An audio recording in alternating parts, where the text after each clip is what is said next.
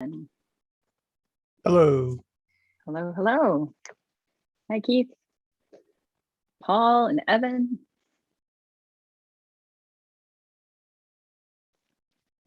Great to see everyone.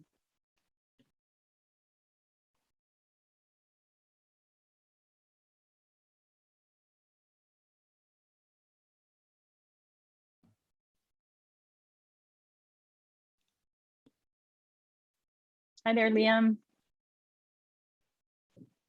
Yeah, a lot of familiar faces from the WebXR Business Summit and Developer Summit. Thanks everyone for joining us.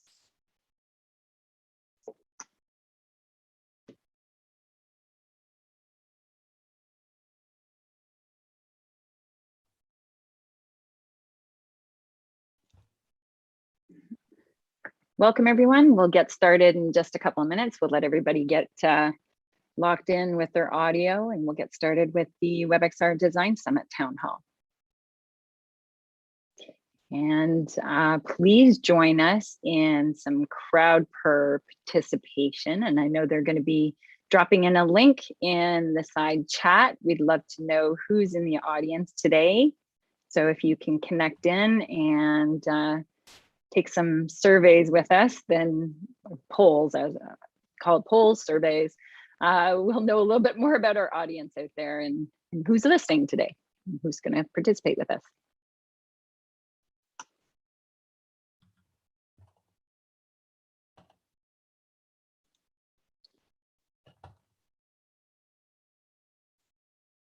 There we go. The link was dropped in there for you.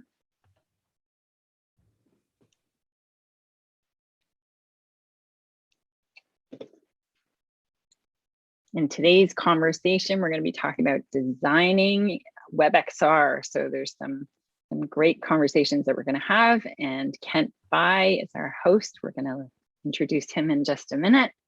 Just waiting for everybody to get in here. So on your screen, you'll see some of the results coming in. What spatial design experience do you already have joining us today in the WebXR Design Town Hall? So we got a lot of sums, a lot of sum experience.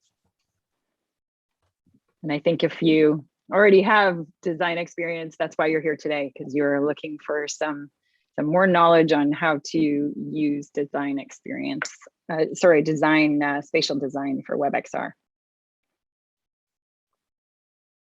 We've got somebody without design experience. So somebody fresh coming in, maybe not a lot of perspective on how to move forward. So we'll have to make sure we cover. Oh, there's a couple of other people.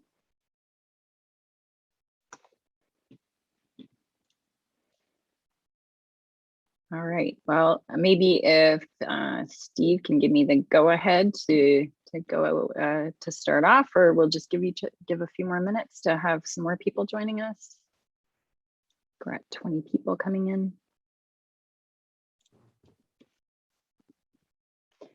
Hello, everyone, and welcome. Just give everybody a couple of minutes to join us and connect through into the poll that we have started today to understand who's in our audience. If you go to crowd.live and enter the code OPRDP, we'll have an idea of who is in our audience today so that we can help guide the conversations in the best way possible.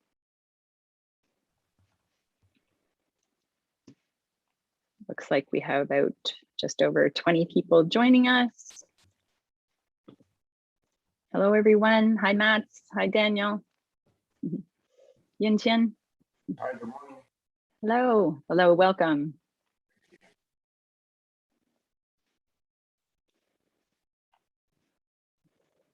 Great, okay. Well, I think it's time to get started, and then we're gonna be holding a few other polls today to just try and, figure out obviously who's in the audience and, help guide us in the conversations. But today I would like to introduce our WebXR Design Summit host, Kent Bai. And Kent Bai is joining us from the Voices of VR podcast. He's interviewed, I think now, over 1,500 VR pioneers, and we're looking forward to bringing his expertise and knowledge about the people that you've met in the community, and some of the work that you've been a part of to help build this knowledge and conversation around designing and spatial designing in WebXR. So thank you, Kent, so much for being here today, for joining Recording our in Summit Series progress. team. And I'm going to pass it over to you to kick it off. And the format today, we're going to have very open conversation about some of the topics that we'll cover on the WebXR Design Summit on October 14th. And let's get started. Please, Kent, go ahead. Yeah, welcome. Thank you, Julie. And yeah, welcome everybody. I'm really excited to be able to dive in today. I think we wanted to have this town hall to be able to bring folks together and to do a little bit of brainstorming, but also hearing from the community in terms of what's happening in the design space. I've done thousands and thousands of different VR experiences, and some of the most compelling VR experiences are not in WebXR yet. However, I feel like this is a good chance to maybe share your own personal experiences of like, what's the best immersive experience you've had? What are the components of that? And then start to kind of dream into this future where there's a lot more experiences that are happening in WebXR. And maybe eventually we'll be able to add more and more experiences of like your most immersive, best XR experiences that maybe can only exist on the web, just perhaps for the context, or there's maybe other libraries out there and JavaScript. But yeah, I'd love to just kind of open it up, and I'll maybe just model my own experiences that I've been sort of looking at recently as kind of design inspiration for the future of the web. And then I'll just kind of invite people to come up and speak and share some of your own personal best experiences. And then we can sort of have a discussion about trying to break down what are the components of that experience. And then as we move forward at the end, I think we're going to be also moving into, let's say, different aspects of like brainstorming of the different contexts that we have, and maybe some design inspiration that you've seen, and then kind of maybe mashing things together and stuff that we haven't quite seen yet. Because I think we're still at the phase of WebXR where Safari hasn't necessarily adopted yet, but there's many other reasons why people are still choosing Unity and Unreal Engine to be able to do a lot of the different design, because you can just have the most, solid, cutting edge immersive experiences. However, there are things that you can maybe only do on the web, and we can sort of talk about what are the different contexts that in industry verticals that are out there that would be a really good fit, and starting to dream into different things that would be easy mashups. And maybe from there, we'll start to catalyze some ideas for people to go out and make some stuff. But let's just start with some of the different immersive experiences and why they're so compelling. I've been doing a lot of experiences within social VR, both VR chat and Rec Room, and just a lot of the user interface design that they've done, and to be able to kind of handle the world navigation, exploration, moving from world to world. I think it's probably that's the closest types of experiences I've seen, at least, that are able to kind of give me this full social VR experience. But I'm going to just maybe start with, say, Beat Saber, because I think Beat Saber, for me at least, is one of the most immersive VR experiences. And what are the different components of that? So different components are, I feel completely immersed in terms of the music is very engaging. I'm using my body. Like, I feel like Beat Saber has the most embodied gameplay that I think is intuitive and easy and fun, that I come back to again and again still. And so that I got this sense of a body presence. I got this of like my emotions are engaged through the music. There's a puzzle that I have to solve as these blocks are coming at me. So there's a kind of activating my own sense of mental presence. And then there's the active presence. It feels like I'm actually like, exercising, and I'm exerting my agency and my will into the experience. And it feels like with the haptic feedback that I get, that it's really, it transported me into creating what Nell Slater calls the place illusion and the possibility illusion. So I'd love to kind of open it up and hear other experiences that people really found compelling in their own sort of journeys. And then we'll just kind of do an associative links and just hear from people, and then kind of, open it up for people to kind of also comment on different aspects of those experiences that they also find compelling. So the floor is open. I'd love to have some volunteers to come up and share your most immersive experience in VR and why. Linda, you want to go ahead? I have one that I have repeatedly raved about now for probably 4 or 5 years even, Blurtasia by Kevin Mack. And the reason for that is that it felt like it was an experience that was actually created for VR. It wasn't something that was trying to transpose something in the real world into VR. It was the next gen design.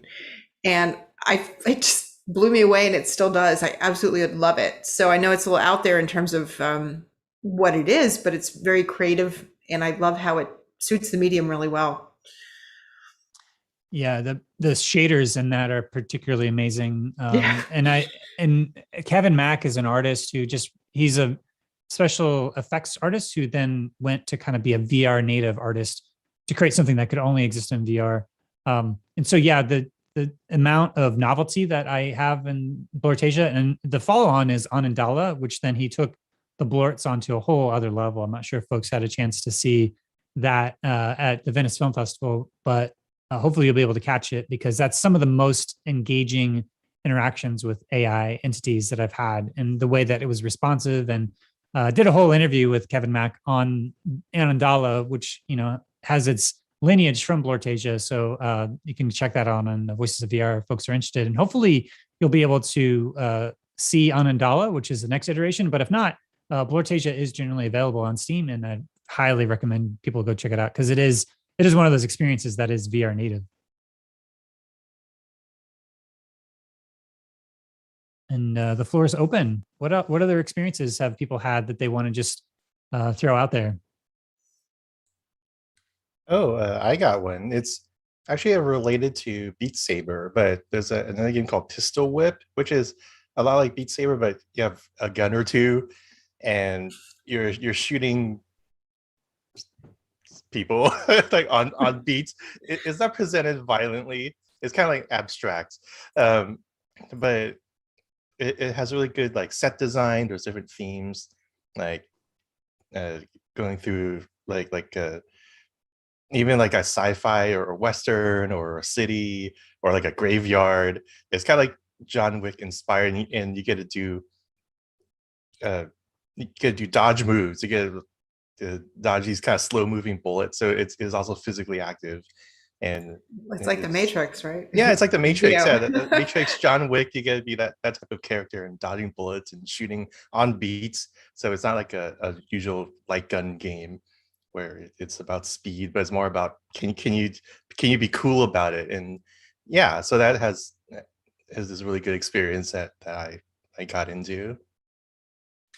Yeah, I that's another good example of sort of a fusion of genres, of like the first person shooter with the rhythm game in VR that works really well. I think the amount that you move your body gives you that sense of embodied presence. Superhot is another one of those experiences where you do a lot of embodied movement.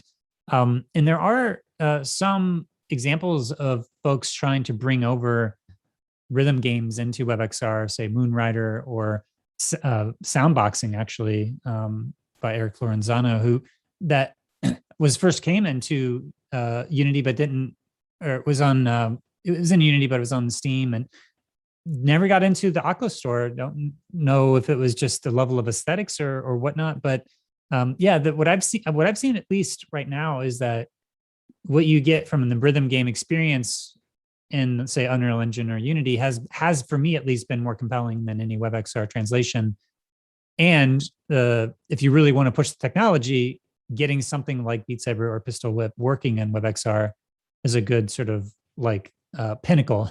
If you get that working and it feels just as compelling as the native version, and I think that's both a testament to where the technology is reached, but also the design chops that needed to be able to have a responsive experience like that. So yeah, thanks for bringing that up, Keith.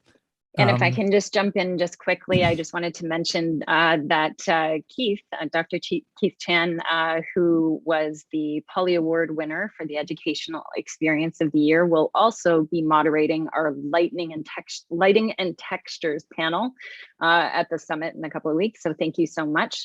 Please ensure that you can help follow along with Keith's journey and your expertise. Thank you so much for offering your time and sharing your knowledge with us. Yeah, looking forward to that. Yeah. And also to go with the conversation, there is the WebXR. I just looked it up. It's called, oh, where'd the name go? Iron Rails. That's a rail shooter, where it is Western themed, and it's much simpler and it's not rhythm based, but it does it. It's fun. I pop into there once in a while. That's great. Kent, I also wanted to jump in. You said a magical word that I think a couple of people here will relate to, and it's the word presence. And I know Caitlin Krause is also, good morning, Caitlin. And we came together a year and a half ago in building out the XR collaboration guide, and presence was a key factor that we wanted to start sharing how to collaborate online. And maybe Caitlin, if you want to take a moment just in, I know that work is so important to what you do, and thank you for sharing that with XR collaboration, but bringing presence to the design work that needs to be done. Where do you start from there? And maybe you can share some insight. Sure.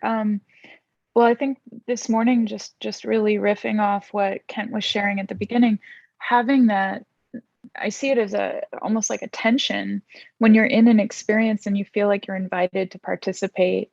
Suddenly you do have a certain presence. And I think in both VR and XR, we have an opportunity to design engagement in a really nuanced way, where it's not just a user saying, oh, an object lights up, that means I have to pick it up.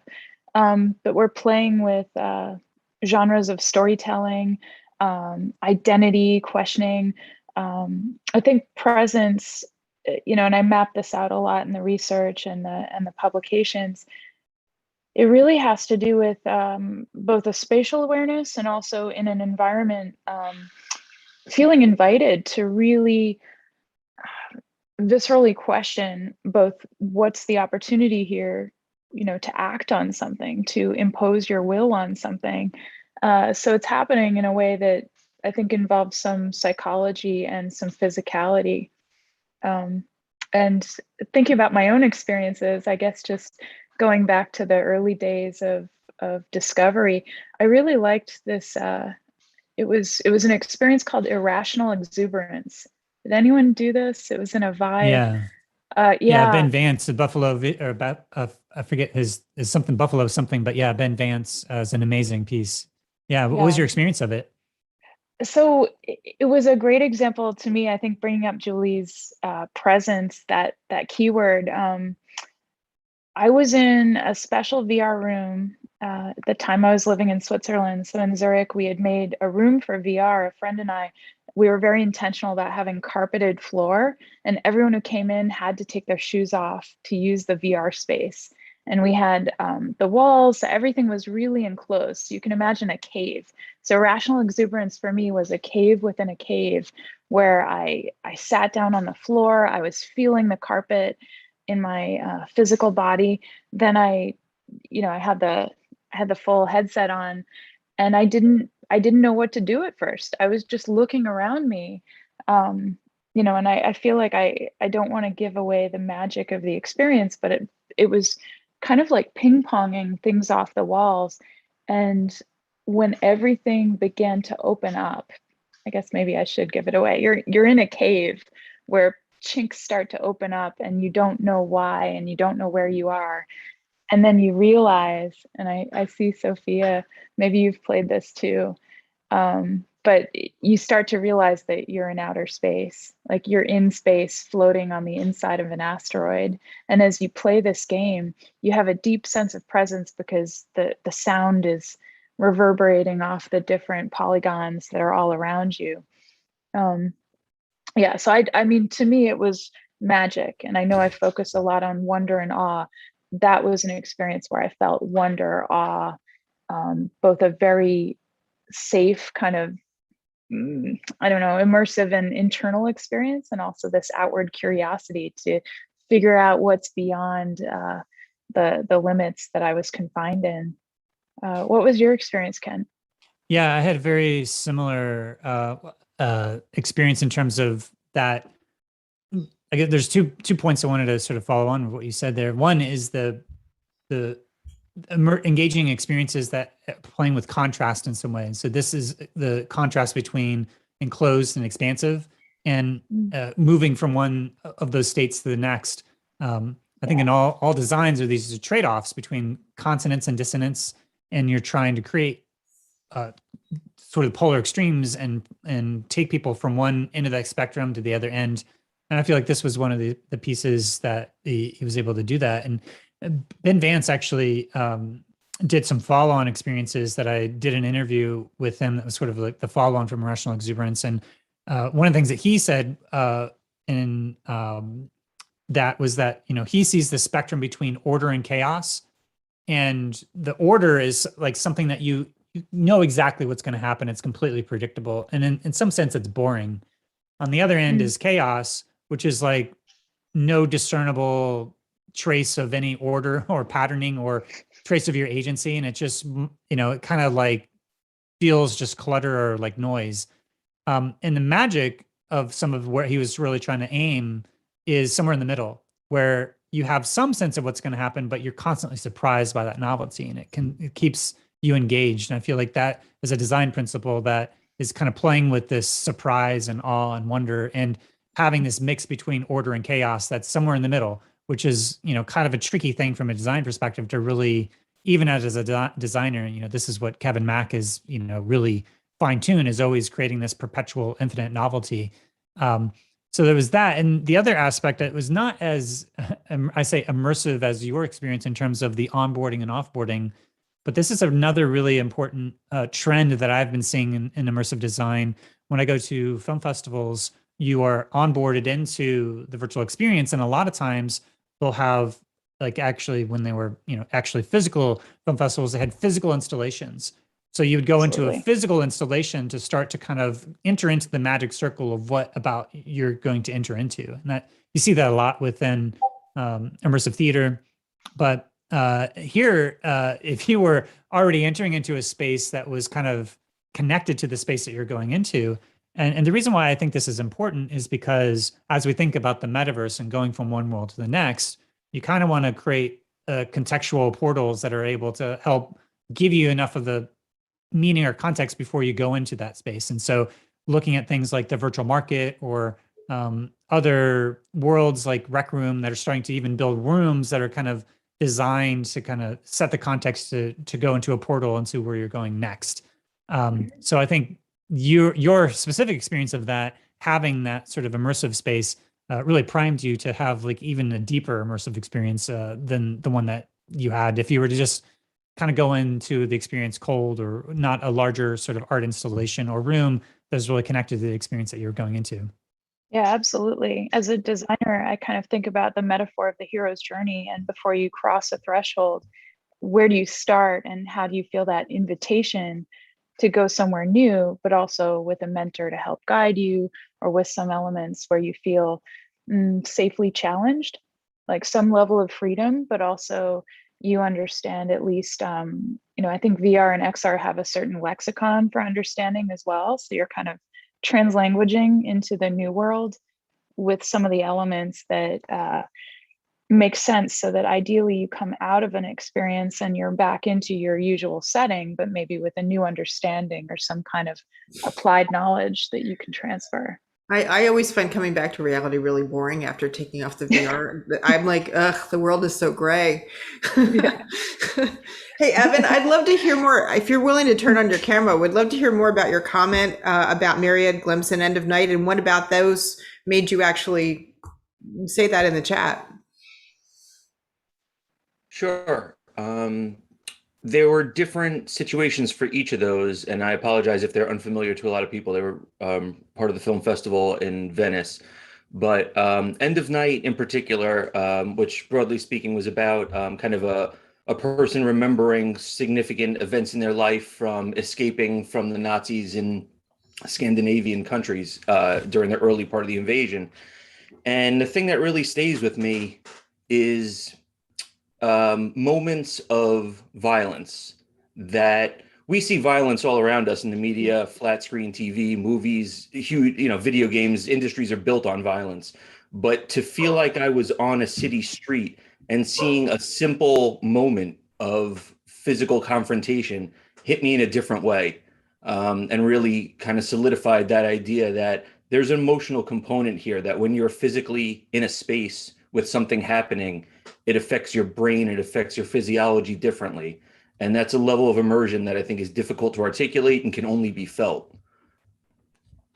Yeah, I wanted to just build on that a little bit, just to give a little bit more context for people who may have not had a chance to see it. So End of Night, you are in a rowboat, and you're just sitting there. It's a passive spatial volumetric video that uses a combination of photogrammetry to give it a sense of the different spaces, but also depth kit. So it's sort of a lightweight way of using not like high-end volumetric capture, but you still have a spatial experience. And the conceit of the piece was that you're on a rowboat, but you're going through these different buildings. So you're going from building to building to building to building up until sort of like this climax at the end that really takes you on like this escape. It's happens almost, kind of over the course of one night. It's called End of Night. And I thought it was particularly really powerful. And I actually recorded an interview with the director. However, I might have to re-record it because the audio just kept jumping in and out. But yeah, I think that for me, looking to see what's happening with, say, volumetric capture solutions like Depth Kit, which still have some glitchiness. And because this piece was about memory, I think the director was able to kind of leverage the glitchiness of the Depth Kit to kind of mirror how your own memories kind of fade over time. So kind of we're able to use that, but also just to be able to have a number of different theatrical staging across as you're looking around, but you're still kind of moving, and you have the different character actors that are acting. I think that's actually a really good example for something that could fairly easily translate over into WebXR. Now I say that not knowing all the sort of other sort of things that they had to do in order to make that work even within Unity, but just as an aesthetic, it's not like super high end, and I think would probably work pretty well. Especially as you think about the conceit of moving through a space to tell a story. And I think that when you are able to really take somebody on that process of moving through a space, you're able to recreate the feeling of going on a journey. Whereas Glimpse, I thought, I don't know if you want to say a few more words about Glimpse, because Glimpse was another piece that was really about heartbreak. And I felt particularly used interactions well to be able to advance the story, which is not an easy thing to do, to have whatever you're doing within the piece kind of mirror different aspects, or at least kind of like give you some variance. But yeah, having in that piece, it's a piece about heartbreak, and this Panda Bear had been dating a deer. So it was using these animals, and it was an animation piece. And in that there was, I felt like the story that they were able to tell by the end of it really felt like, oh, I just felt like I was sitting next to a friend who just went through a breakup, and you're like consoling or listening to the heartache that happens there. And it is able to kind of also invoke your own feelings of grief and loss in a way that is pretty well done. But Evan, I don't know if you have any other thoughts on the other experiences you want to bring up. Sure. On Glimpse, I'll note what stayed with me significantly was kind of the facial animations and the eye contact with the two main characters. And as you say, it's about heartbreak and loss. And I felt like they did a really remarkable job of capturing true human emotion the way that we convey it in an intimate conversation. And that's something that goes beyond a script. It goes beyond a voice recording. It's when you make eye contact and you read body language, the ability to really understand human nature and the way that we communicate in nonverbal ways, and then translate that into rigging and modeling. It's it can really add that emotional layer in a way that's very difficult, I think, but notable when it's achieved. I have an interesting experience that I had a couple of years ago at, it was a special exhibit here in Toronto, and the company that did it was Signal Space Lab. I'll drop it in a second, but it was fully VR, and I took one of 26 branching narrative journeys, one of 26, and my journey was completely different than the person that was next to me. Mine was it was a very emotional story. I'll let you look at it. There was a death in it, and then there was a recovery, and there was other stories, but it was all based on my emotions of experiencing it. So that technology, this happened 3-4 years ago. So I'll drop it in, but if anybody wants to check that one out. Julie, did it have multiple forking paths, or was it just one decision that took you in 26 different It wasn't even directions? my decision. It was all based on my eye tracking and the heat maps of my eye tracking, which that was even more, right? Like I wasn't saying, I want to go down this door or I want to go down this way. It was me eventually following one of the characters in this story, and there was a death, and I ended up, I guess, attracting myself to this person and followed that person through the story, and the person I was with followed somebody else. So it was very emotional. And then when I found out that it was like there was 26 branching narratives that I could have taken, and it was like, what? And it was all based on where I looked and who I was looking at. Did you go back and try it again? Then try a different ways? I didn't, but I was also it was a boy that died, and I think I stayed away from the negativity that the mother was showing, and I followed the father, which is really interesting because I'm a mother, right? Like you would think I would be attracted to that show more compassion, but she was so negative that I was trying to block it. Like I spent hours after I saw this experience trying to analyze my own thoughts. And I was like, why did you have a really good story and I didn't? And I ended up following the father, who was having a different time than the mother. So it was really impactful. They won a bunch of awards for this, no doubt, because I still talk about it to this day, and it still blows my mind that happened to me. We're going to have a huge list of things to try after this town hall. I can tell that already.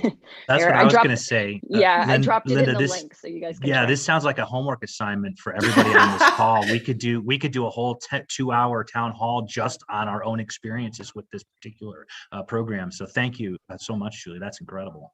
Antonio asked a good question in the chat. He'd like to hear about everyone's first VR experiences and that made them truly understand VR, which is an interesting question. Well, for me, there's been a series of different aspects that are unique to VR. And, I talked about embodiment, but one that we haven't talked about yet is scale, and the sense of scale, of being able to play with scale. I think when I did Google Earth VR and being able to kind of go fly around and see something small and large, but that's something that I see as a theme come up again and again, different ways of playing with scale. So in the experience called Glimpse, we had this aspect of the tabletop, tabletop scale. So that's something that, something that's smaller scale. So in Glimpse, they use that for like memories. And then there was another piece that was at Venice called, I think, Exploring Home. It was by Sarah Lisa Vogel. And it was a VR chat world where you had like a dome effect of the glitch art, and then you would go through it, but it would be, the normal would be one way. So when you went on the other side of it, you could look back and see. So as you went back, you could always see kind of the larger context of where you were. So you would constantly be moving down, but looking backwards to see where you came from to get more of a sense of the sculptures that you saw. So I think scale is something that experiences that are playing with scale in different ways. There was a piece by, I forget what it was called, but it was like a puzzle game by Interdimensions that you kind of had a different fractally nested ways of solving the puzzle, but you were like at different scales at each time. But I'd say, if there's one thing that from a design perspective is interesting to think about, or what degrees are you playing with scale. I know, Keith, in your experience, you wanted to really give a sense of how big these gorillas were, or these apes, or whatever they were in your piece, and being able to actually see something up close and relative to your own room and your body, and seeing how big things are, is something that you can start to, play with what it means to see scale. I went to the Grand Canyon, and then I went in Google Earth VR just to be able to, now that I had actually seen it, to go back and see, okay, now that I've seen this vast piece of land, I'm going to go to some of the same spots and see what they look like in VR. And I was actually surprised about how good it was to sort of recreate that feeling, but yet I had the direct experience, and I had done that before, and it wasn't as good until I had the actual experience of going to the Grand Canyon versus trying to recreate some of those experiences of scale within VR. But now that I had that, it was more powerful for me to go back into VR and kind of fly through the Grand Canyon in a way that I couldn't do before. I've actually done the same, Kent. I've traveled a lot, and I went to some tiny village in Morocco, and guess what? You can do it on Google Earth. It's amazing, but it's like reading a book before you see the movie, right? It's like you have a deeper understanding of the story, I think. Asterisk, Dune, read the book before you see the movie. All right, now that we've got Dune out of the way, I was wondering if we could ask people to turn on their cameras, because we would love to see your bright, shiny faces and talk with us. Greg, please turn on your cameras. And then Greg, you have turned on your camera and you've been sitting there. So we were wondering if you had something you wanted to contribute to the conversation. Are you talking to me? Yeah, we're talking to you. That's a line for a movie. Yeah, talking to you. Yeah, the prompt being any sort of immersive experience that gave you new insight about what the nature of the design affordance was, but also if there's any other things sort of contextually that we've been talking about that you wanted to share in terms of immersive experiences, and what aspects of those really stuck with you. Well, I tuned in a little late, so let's see. The only real impressive experience I had was at downtown Disney, the IMAX and Void Star Wars immersive experience. And I thought that was pretty impressive. Other than that, I haven't really been able to experience any others. My focus is on what I call the casual VR experience, and I build VR virtual viewers out of paper and cardboard, sort of a follow-on to Google Cardboard. So I have a sample right here. Hang on a second.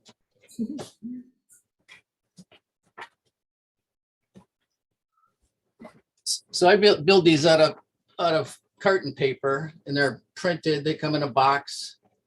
How fun! And they fold together. This is a high fidelity alternative to Google Cardboard is how we describe it. It has adjustable lenses, so you can adjust your IPD. The whole little assembly just kind of pops open like so. I'm going to try to show how this is installed here. So Greg, there must have been something about VR, an experience or something that made you even consider doing that, right? I mean, it didn't come out of the left field that you just went one day, oh my God, I have to build an alternative to Google Cardboard. So what experiences did it for you that you're like, yeah, I want to get into this? Okay, so I was part of a media group, and we had a client. It was a theme park in Australia called Movie World. It's a Warner Brothers theme park. And every Halloween season, they put on this event called Fright Night. And what it is it's just a haunted house. I don't know if in California, if you go to Not Scary Farm, or most of the theme parks, they'll just don the entire park in a big Halloween theme. So typically they built this haunted house. They take a studio, they build separate rooms in there where you walk through this maze, and you walk in one side and come out the other end. Mm-hmm. And each room they put props in there. They have 24 two-bit actors to be ghosts, witches, goblins, and zombies, and they jump around the corner and go boo. So they wanted to do the whole experience in CGI. This is about 7 or 8 years ago now. And so they came to us to build out this system and they wanted to do it on a cell phone. So everybody's personal cell phone. So basically a Google Cardboard type experience. So it first started out.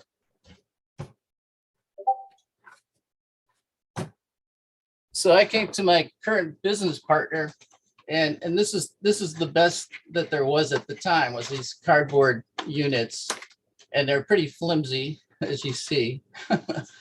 And so the client was worried that your cell phone would fall out of here, or your child would drop your $600 cell phone in this dark environment and break your phone. So they asked me if I could redesign this viewer, which is like an improvement on Google Cardboard, basically. And it has the Velcro and all that. And basically this is kind of, this didn't quite make it. So I had to redesign this so your phone would fit inside this pocket here. And it snaps shut with these plastic interlocking snap tabs. So this would protect your phone. You could drop this from 2 stories and your phone is fine. But at the time, to be able to track a phone just using GPS, and then, for you to walk around and kind of do a 6-DoF experience, the technology wasn't there yet without adding extra sensors to this, this little system here. So they weren't willing to pay the extra development costs. So the whole project kind of went away. And I was holding this thing going, gosh, I got to, this is potentially viable commercial product here. So I just joined, my business partner works in the printing business. He does all kinds of print. Blizzard is his client, Disney's his client. So together we decided, well, we'll just build and sell these. So we formed a little business partnership and we started selling these to companies that typically give these away at expos and events for promotional and marketing purposes. So this is my foray into the business, but cardboard is kind of the scourge of the industry. Yeah, I think that, going from the void, which is a location-based entertainment with like high end, and you're walking through these spaces and, they're doing some nice tricks with redirected walking, to like the other extreme of say the Google Cardboard experiences. It is somewhat unfortunate from my perspective that the 3-DoF headsets like the Oculus Cardboard and the also the like Oculus Go didn't have as much wider industry uptake, because I do think that education context and even medical context, and there's other like non-gaming contexts where watching 360 video, it's still, I think I expect to see a lot of 360 video type of passive integrations and 360 photos built into WebXR experiences, just because it's so native to the web to be able to kind of piece some of those things together. So thanks for sharing that. I think it also kind of brings up different aspects of, like, say, mobile AR, in ways that, you could start to kind of prototype different aspects of augmented reality when it comes to either pass-through VR or using phone-based AR is kind of different analogs. And so, yeah, building experiences that kind of can go from people holding a phone to also being immersed and have that full spectrum. So yeah, lots of design things there. So thanks for sharing some of that. What is that? What is that? Here we have a new person or something doing a strip tease. All right, it's the internet that happens. Oh, it's like just someone's it's like a meme video or something. Yeah, it looks Welcome like to our meeting, everybody. Yeah, Ben, if you want to help me out here, we've got a little bit of a let's try to solve that, Ben. That's fine. A little entertainment on the side. Hey, listen, I would love to hear from Albert next. If Albert is willing to, are you an avatar, or is that you just sitting really still, Albert? Hello. I think he might be an avatar. Well, let's just open it up to other folks that Okay. want to sort of jump in.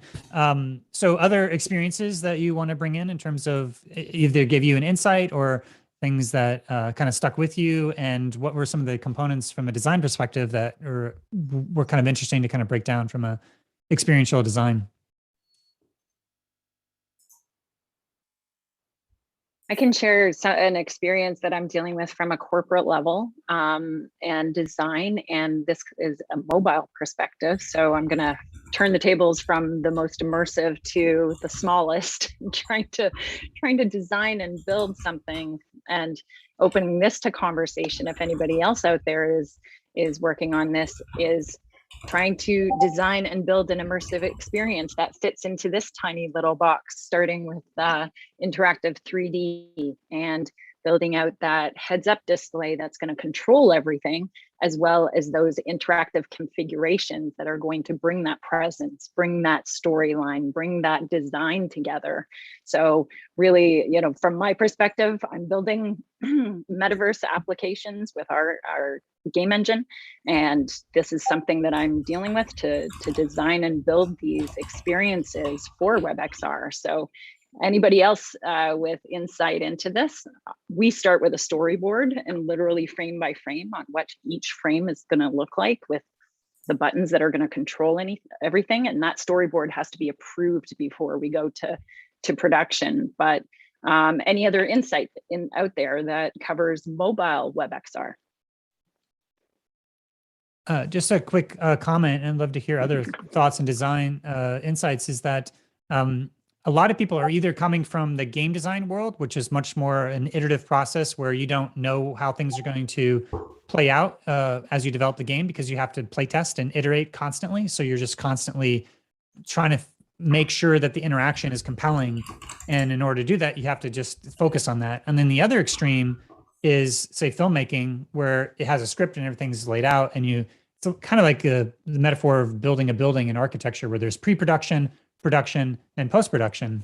And I feel like to really have good experiential design, you need some sort of blend of both of those, where it is kind of difficult to know exactly how things are going to feel from a direct embodied experience. And so it creates a particular challenge, meaning that, you know, how do you storyboard something if it's not like a linear experience, and how do you really keep that sense of emergent interactions and behaviors? So I've seen some struggles from say immersive storytellers who are talking to people who are used to funding films, and the films have this whole set of, like, here's all the stuff that you need to follow in order to kind of get the funding. You have to have the pitch deck and everything else. And I think there's still benefits of having, say, a vision and the storyboards and kind of the overall business goals and everything else like that. But I think it's a particular challenge within experiential design, is that you're kind of blending together these different design disciplines that are kind of an antithesis to each other, where it is nice to be able to have at least some space within the design process to be able to have user testing and just make sure that what you're designing is actually working and landing, because we don't know enough about the medium yet to just be able to use these higher level abstractions that then allow you to then do that translation. But I'd be really curious to hear other people's experiences of, like, what are their processes of, like, are you making stuff in tilt brush? Are you using actual cardboard boxes to kind of do a gray box of things, kind of building prototypes out, and what people have found to be the best use of design practices in order to go from your idea into actually making the experience? Yeah, I just wanted to chime in, Julie, to maybe help ease some of your struggle. I saw one article that came, it was actually a video, happy to share it here, from GDC, the Game Developers Conference. They have like this vault of speaker series that they kind of open up every year from the past year's conference. I shared that there. That's from one of the designers from Mario Kart Live, which, if you don't know what that is, it's this Mario Kart set that comes with the game, and you can kind of play with physical Mario Karts with your Nintendo Switch. So that is actually an underappreciated, I think, form of mobile AR. I thought it was a pretty crazy marvel when they did develop it, because the cart itself moves very slow. But you, as a player on the mobile device or the Nintendo Switch, sees this like super like amazing like Mario Kart race that's playing out. So took I think a bit of a design marvel to kind of really make that happen. But to Ken's point, it is a very linear experience. So it's very controlled. Whereas if you're trying to create this very dynamic and emergent experience, I think there's a lot of challenges there. Yeah, so Yinch, you raised your hand. I want to calling you next, but before we move on, I just want to note that when I was went over to China and then on the way back, stopped in Tokyo, Japan, they actually had a Mario Kart version of Mario Kart, but in a VR like motion platform where you're actually physically in this go-kart. One of the best VR experiences I've had because it sort of just recreated Mario Kart there. But yeah, integrating external motion platforms is something that we're still seeing, say in the closed walled garden of say Unity or Unreal Engine. We're not, I think it'll be a while before we start to see motion platforms on a WebXR experience, just because it's like, you know, you think of the web as like reaching scale and people aren't going to have like a motion. Well, maybe we'll get to the point where everybody has motion platforms in their home, but well, that's still quite a ways away. But Jens, in terms of designing and trying to prototype out something, you raised your hand if you want to hop in. Hi, Kent. Thank you. Am I on? Fantastic. I'm mainly a B2B VR developer, and we have made a number of virtual reality experiences for a flight school. So in terms of the design process, we often try to hit a very quick minimum viable product, like really rapidly. Often we will build one out before the project has been approved, so you have to do it very fast. And so part of prototyping was to actually get to create quite a static environment for the subject matter experts to have a sit in there. So you actually don't design the experience, you design the space, and then we put flight instructors into the space and ask them what would you like to do there. So the idea with, certainly with the experiences that we were designing, we would bring in the subject matter experts to guide how we did it and to give them somewhere, but rather than drawing on the board and saying it's going to look like this, we said you're going to be sitting in this room. In this case, we were making a cockpit of a like a jetliner, and when we put them in there, they said, oh, wouldn't it be good if we could have the instruction manual in here? Wouldn't it be good if we could change different seats you're in?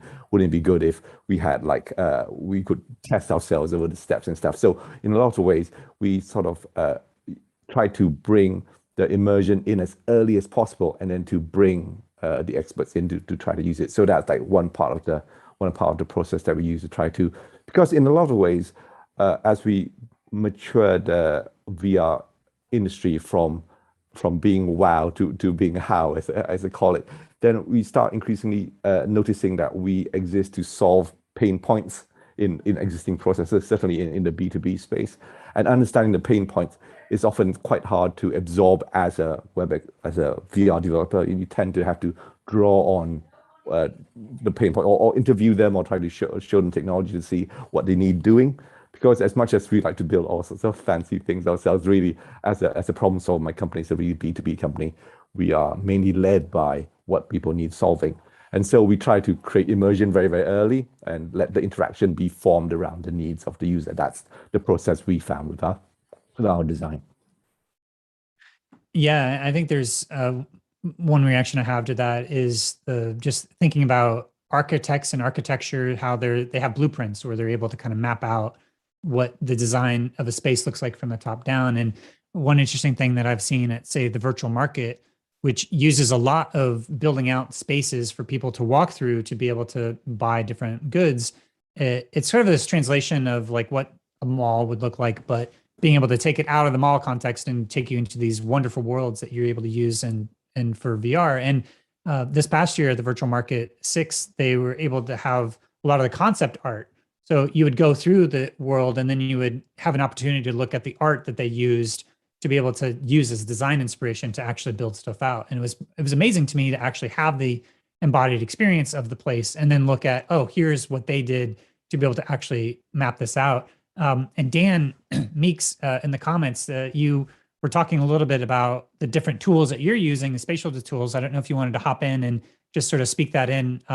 If not, I can also read your comment, but sort of open the door to Dan, since you've also been using some of the different VR native tools to be able to start to prototype different experiences. Sure. So I'm not a 3D modeler, but I do have a lot of friends who are. And what I've noticed is when I do things spatially, it's it's more like molding with clay. You don't really need all the education that you would need to do 3D modeling. So I'm able to whip out a model really quick and then optimize it, and then host it on AWS and have a XR experience. Yeah, that workflow from Tiltbrush to be able to do things in a non-optimized way, and then Gravity Sketch where you're able to control each of the individual vertex points and really create an optimized model. I've seen Danny Bittman actually has a really great series on YouTube where he walks through some of his kind of design process of having that as a workflow, where having the low friction ability to kind of sketch things out quickly with Tiltbrush, but then to go in and actually model it within Gravity Sketch, and then you say you actually optimize it there in Blender as well. And what you said you're talking about JML for Janus. Is that Janus's kind of equivalent of GLTF or their scene graph of USD, or what's? No, it's so A-Frame is quite popular, but before A-Frame there was the Janus markup language, which is pretty much Vermal. Yeah. Okay. Yeah. Yeah, so I expect to, one of the things that I'm really curious about as things move forward, I was just walking around different rooms and Rec Room, and what I saw a lot of is people taking design inspirations for movies or other things, and then they recreate it. And so I think that's, I think John Carmack even said that, before he built Doom, he was taking and recreating other games that he enjoyed and sort of doing his own sort of recreations. So I expect generally what I'm seeing is that people taking design inspirations and then actually going and making it. So I'm curious if anybody's done that yet, to be able to like recreate a scene from a movie or to be immersed. But I expect this to be a conceit to be able to help build out the WebXR worlds, is to kind of see either what you've already seen in the VR space, or if there's other design inspirations. And so, yeah, I'm just curious if anyone's actually done that yet, to be able to like, hey, I want to live in this world and actually go and build it in VR and see what it feels like to be there. I haven't seen it from a movie, which is a fabulous idea, but I have seen it. We've all seen the Salvador Dali one where you're actually in a painting. So they've made it 3D, or the Van Gogh one where you're flying through it. So that's a smaller example of taking something that exists in 2D as an experience that everybody knows and actually making it 3D. I loved the Dali one. I thought that was really fun. You know what's great, Linda, about that Salvador Dali one is you can actually take that YouTube video onto the Engage platform in the 360 room. Oh, yeah. And you can use social virtual reality to experience that Salvador Dali as a group. And if any of you know Chris Madsen, I'm sure many of you do, he's just a wizard of creating these immersive experiences. So we've actually been in sessions with multiple people where we get on the dragons, and we can actually fly through that scene in a group with dragons, and it's mesmerizing. So definitely something worth checking out next time you're in Engage. A reconstruction we did once for, I was working with a school, is we actually implemented the TARDIS from Doctor Who. I think it might have been. All right. And so we were using Unity back in Steam VR days, pre-Quest and everything. And we found a Dutch 3D modeler who had built a full-scale model of the TARDIS with levers and absolutely everything. And we just through the Steam VR teleportation system on it, and we were showing it at an open evening at the school. So in terms of movie set reconstruction, it's not a movie; it's a TV set. But it was pretty. And it was a seamless model, but we found a sound to go with it, so you could turn on the engine, so it would make its warbling sound. And so that's the thing that we brought into the space, and we use it to explain. I think the conceit of it was the science of the TARDIS was the topic that the student was trying to put through, and talking about how, whether in modern science, whether we have teleportations, how singularity engines might work. And so we got to bring that in. That was a lot of fun, actually. Nice. Yeah, I know the BBC has created a number of Doctor Who experiences. They're out there as well. We also are starting to use the hand feature. If you'd like to get in the queue, we've got actually Antonio and Lance to jump in and share. But if you would like to share something and you have had trouble finding a way into the conversation, feel free to raise your hand and then we'll get you into the queue. But Antonio, floor is yours. I don't know where you want to take your comment. I kind of want to go back to the question that I asked at the beginning, which was, what was everyone's first VR experience? Because I think we would all agree that getting people interested in VR as a concept can be challenging if you're talking about it. But once people put the helmet on or experience it somehow, it clicks. So I'm curious to see for everybody here, what was that first experience where you put it on and when, oh, I get it now. And for me, it was early on was Fisherman's Tale, which is, I think, the game you were talking about, Kent. Yeah, that was Fractal. yeah. And I had a moment in that when something happens and I looked up and realized, oh my God. And I literally slowly turned around and looked and just had a completely different understanding of the game, of what VR was, of what was occurring, of how to solve the puzzles. And then there was a second experience in that game where the room starts to fill with water. And I literally had to take my helmet on and think, okay, no, I'm safe. I'm not going to, there's no water in my apartment, put the helmet back on. And I think that the reason I asked the question is I am looking for, I am in the process of getting started to build things in VR and XR, WebXR. And what I would like to hear is people's first experiences, getting to understand VR, what their experiences were, and finding designed tactics, techniques, experiential pointers, hints, to perhaps translate those things to WebXR so that WebXR experiences are good first experiences and can be a gateway to VR, full VR experiences or other WebXR experiences. So I would like to hear what everybody has to say about that. Yeah, the floor is open for not necessarily your literal first experience, but some aha moment that you got from a VR experience that sort of made you understand the nature of the medium. So yeah, I'd love to hear thoughts on that.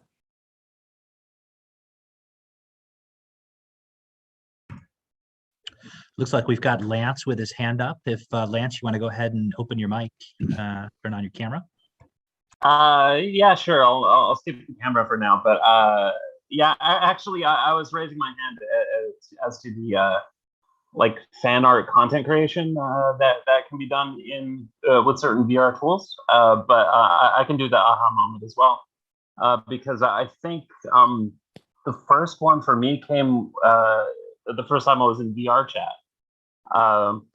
This was back in 2016 when it was much less inhabited, but I went in the first time and bumped into somebody who had a firm grasp of what they were doing in the platform, and it was my first time in social VR, so I was just trying to figure things out, and just being led by the hand from portal to portal and room to room, and being bombarded with a lot of stimuli I didn't really anticipate was quite an aha moment, and it really sunk in when I took the headset off and checked my watch and saw that I'd been in there for 3 hours without even really noticing. So yeah, it kind of was my venture into social VR from that point.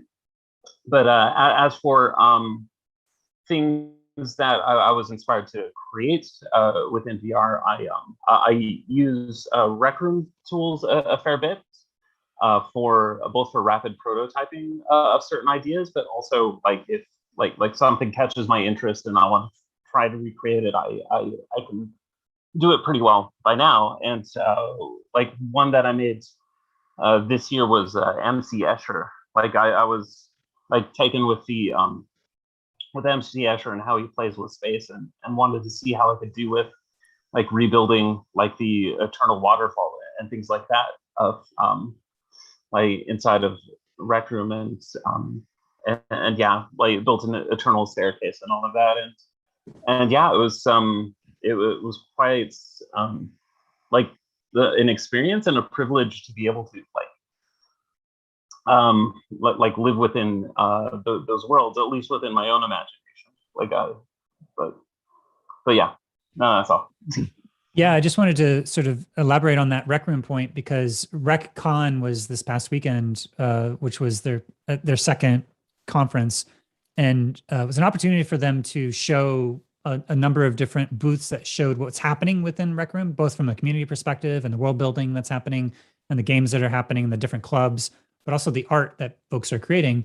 And and I went last year and I didn't realize that like everything that I was seeing was made within Rec Room. There's like an art that I just assumed that was uploaded, but I think Rec Room is actually a really great place to go look for design inspiration for WebXR, because there's sort of a low poly aesthetic that they have, and I think it kind of works well to see how much you can get with sort of simple tools, but to be able to kind of generate really immersive worlds and engaging experiences. And yeah, just really blown away with what's happening there in terms of it from design perspective, what's happening in Rec Room, especially for design inspiration. And like Lance said, to be able to actually use the in-world tools, which is not common, to be able to have everything that you see built within the world. And it gives a certain visual aesthetic and consistency within, for all the different pieces, but also just amazing creativity for what's even possible there. So yeah, I think I ran into you at like 5 a.m. last night, Lance, as I was playing around. So yeah, but I've been sort of diving deeper into Rec Room, because I do think that what's happening there is actually really cutting edge and innovative in terms of, VR chat's great, but a lot of VR chat kind of culture is around PC VR, high-end experiences that are not Quest compatible. And so you see the cutting edge of world building and world design that's happening in the industry in VR chat if you have a PC VR, but if you don't, then a lot of those same really amazing experiences don't make Quest compatible versions. And I think the thing with the Rec Room is that it's not only compatible with your Quest, but it also has a 2D portal with, PSVR and your, phone and Android and iOS. So anyway, just a +1 to that Rec Room. But and Elijah, you had your hand up, and I don't know if you wanted to jump in on that or other sort of design tips or wherever you wanted to take it. Yeah, thank you. I've had the fortune of like operating an arcade the last couple of years, so I got to see like thousands of people's first experience and aha moments and things like that. So I want to share some of those because I think it's super important in terms of design. Well, first, personally, for me, I think my first was with the Blue and the Google Earth. I meant the Google Cardboard experience. Very simple type of thing, but that, like you said earlier, that sense of scale, seeing like a life-size whale come in front of you was amazing. And then I was at a meetup, so I had my siblings try it, and they had that same experience too. So it was really magical. And then my other one was the Microsoft HoloLens, and being able to see like that first real augmented reality where it's actually overlaying the space around you and everything like that. That was incredible. But in terms of the arcade, some of the biggest ones are like Richie's Plank experience, where you have this immersion of being in another space. And there's so many clever design, things that they have there, such as the elevator being a random elevator in the middle of a street. So it kind of guides your attention to walk in and to press buttons and to, engage with this thing. And then as it brings you up, I'm not sure if anybody's played this, but there's like a little crack in the door. And most people don't notice this, but a lot of kids do. And they stare through this crack and they notice themselves kind of rising, and it builds that sense of suspension and even foreboding, where they feel like they're, when it finally opens, they're 100 miles in the sky or whatever. And you see a helicopter coming in, you see clouds and all this other stuff. And you can see people just react to these different environmental aspects and little details that they put into this game. So that's a huge aspect for this design, is that, like you said earlier, the environmental immersion. Another one besides, Google Earth, which is amazing for scale and being able to travel, is probably the many different, first person shooter games. So these are kind of underrated in my opinion, because though they're used a lot, probably too much in terms of wave shooters, the way in which it gets you to rethink digital experiences or virtual experiences is almost magical. Every time someone sees a gun and they realize that they can actually pick it up with their hand and like squeeze the trigger, or like, move around and duck behind, counters and everything like that, it really changes people. And after that, most people find it difficult to play regular games, because now they're thinking, oh man, why can't I get behind the counter? Why can't I duck and dodge and all this other stuff? So those are some of the amazing magical experiences. And I think a huge part to that design is being able to capture, a lot of what we learned from the real world in terms of what makes a good environment, and bringing in those kind of superhuman experiences in the virtual world, scale or flying or moving really fast or being very strong, or all sorts of things. And I would love to see more of that myself. Yeah, one follow-on point to that point about the Richie's plank experience, which I've seen at different conferences where they actually have a plank and a board. And I don't know if you had that in your arcade to actually give this sense of like you're on something that's not as rickety. And there was a piece that was actually using, it was sort of a similar idea. It was at Experiential Technology Conference that was by 2-Bit Circus. They had actually built, it was one of those things that actually kind of lift people up to be able to, clean or, get access to something that's higher.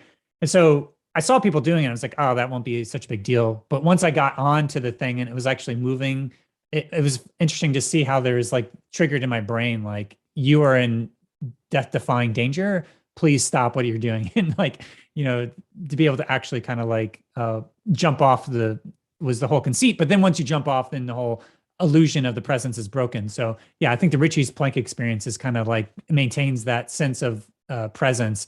But also a point that Jesse Schell had made to me in an interview that I did with him a number of years back at the VR AR Vision Summit. And he said that for I Expect You to Die, the very first game that you have in terms of like is an escape room sort of puzzler, but you're sitting in a car, and the amount of times that we've spent in a car and then to be sitting in a car within VR, it's sort of leveraging that sort of mundane liminal space that we have so much embodied experiences with. And there's a theory of neuroscience called the predictive coding theory, which means that you're taking your perception, but also your priors of what you've had before. So to be able to kind of leverage your direct embodied experiences of these different situations, and going up an elevator as an example of like, we know what that means and the implications of that, you're going higher. And so something that doesn't seem like it would be that compelling, but when you stitch it together and you're able to kind of use, like Jesse Schell did, sitting in a car to be able to have all these other puzzles and games, I think really works in terms of really creating this deeper sense of presence. And so, yeah, thanks for sharing all those. I think it's important for people, especially who've been in VR for any number of years, you kind of forgot that sort of first time experience. And so it's nice to be reminded of what you've seen from lots of people. So that's very helpful. So thank you. And Ken, if I can just jump in for a quick second, I know Brendan posted a couple of minutes ago in the chat, and it kind of led to what you just said about Easter eggs. And, it wasn't until you had to look under a table that you start to engage and look at a different perspective with that technology. And that's, I don't know, Brendan, if you want to jump in and share a little bit more about that experience, and then we'll head back to the people who have hands up.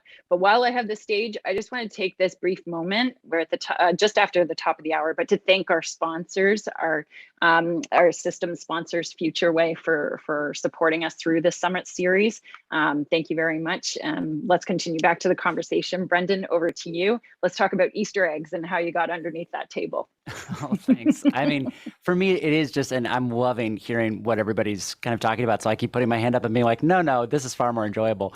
So thanks everybody for these incredible insights today. I think from my perspective, I've been putting theater in WebXR for the last 18 months and just love the idea of combining the kind of rules that the audience already understands, and then it's kind of inviting them to break one or two things rather than totally overwhelming them. And I think it is those moments that teaching someone they can turn around, or that they can look under the table, or that they have to actually have agency in the storytelling. So there's this kind of moment that like early on people understood I could go to the stage door, I might get to go backstage, and now we're starting to let them know there's things they can do on stage, or they can actually influence the action or what world we even go to. And I love this combination of the culture of world hopping and let's play and responsive content starting to creep more familiarly into our narrative storytelling tradition.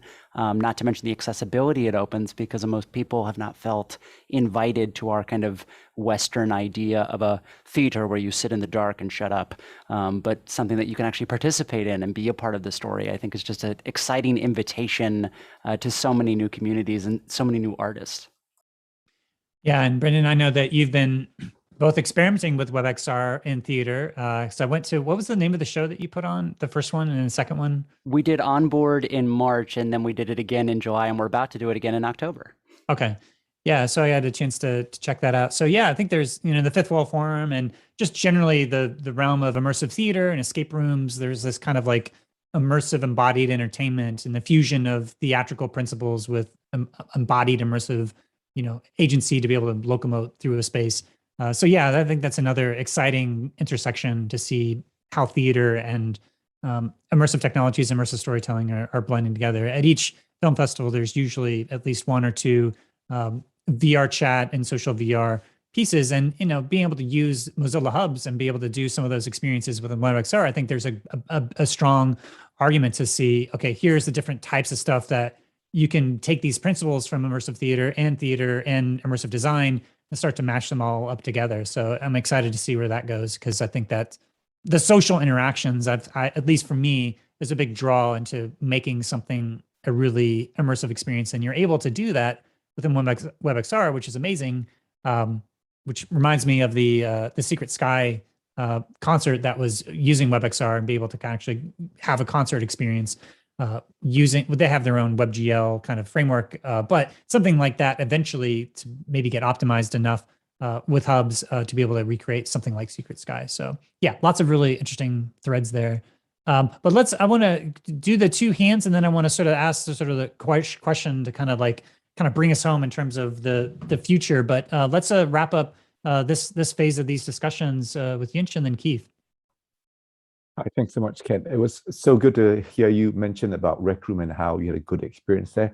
Because I think one of the barriers to WebXR, now that the technology piece is increasingly being solved, I think the amount of power that we have in immersive WebXR has now reached a certain level where we can say end user experience is good. And so we have like a design problem.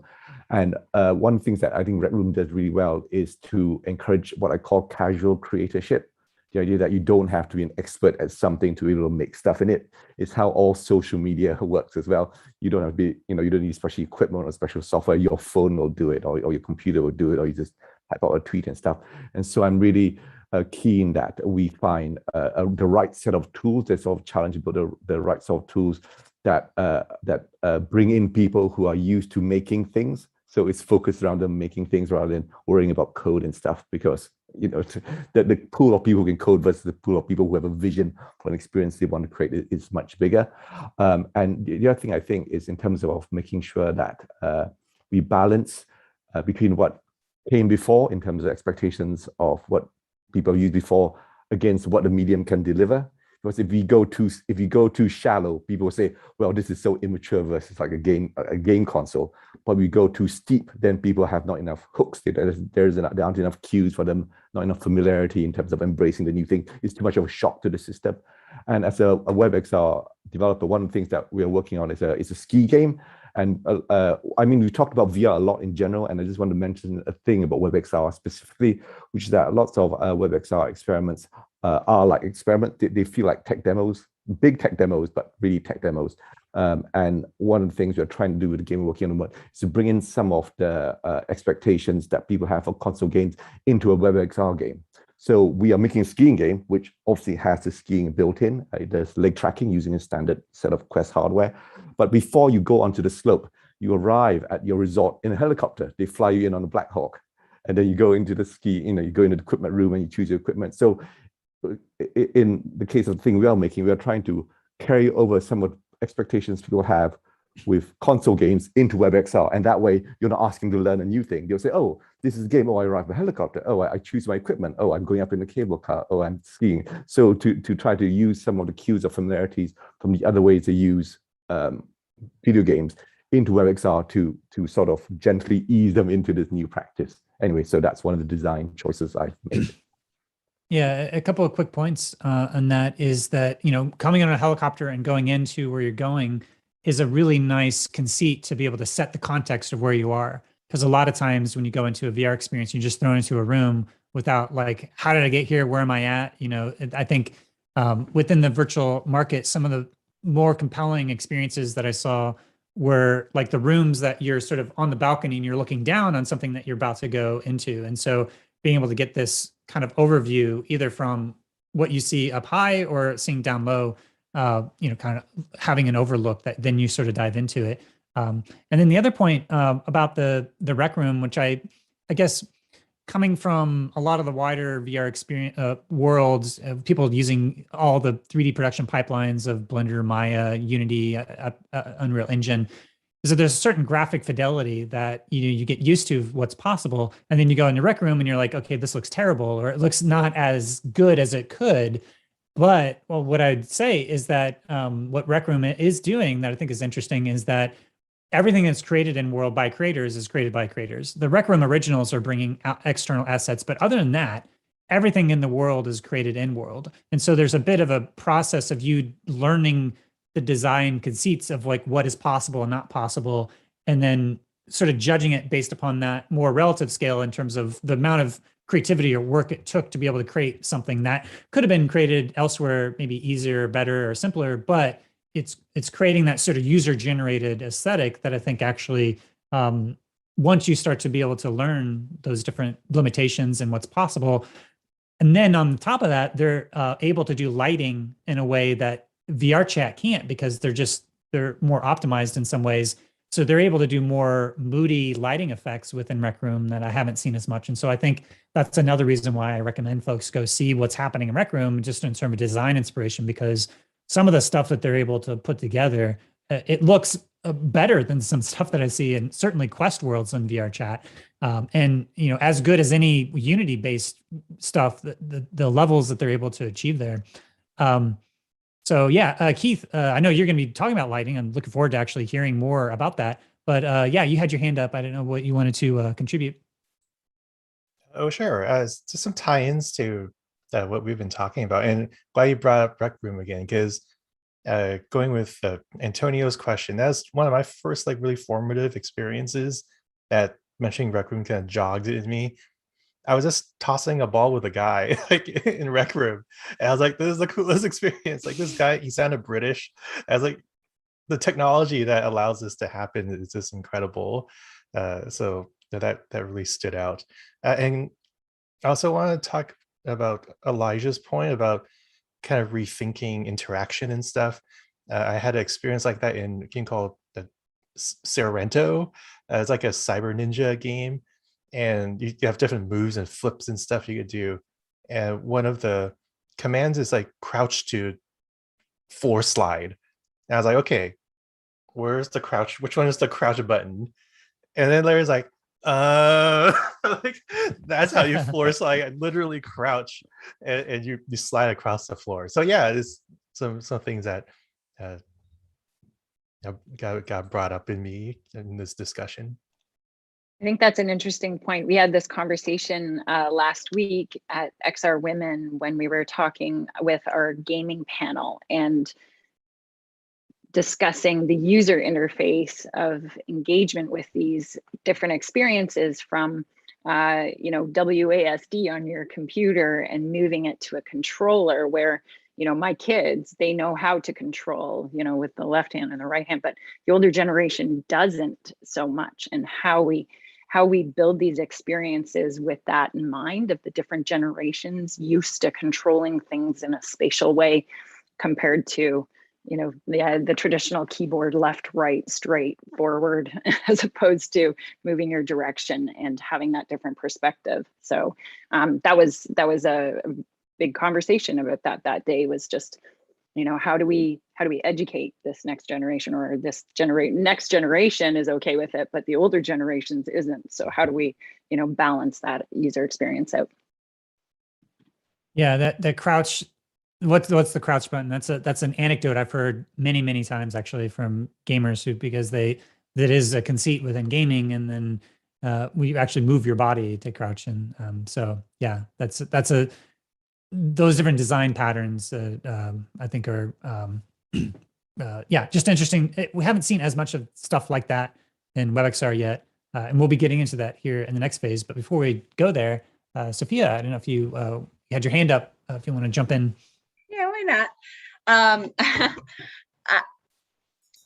I know that WebXR presents opportunities for accessibility that traditional kind of closed off systems don't.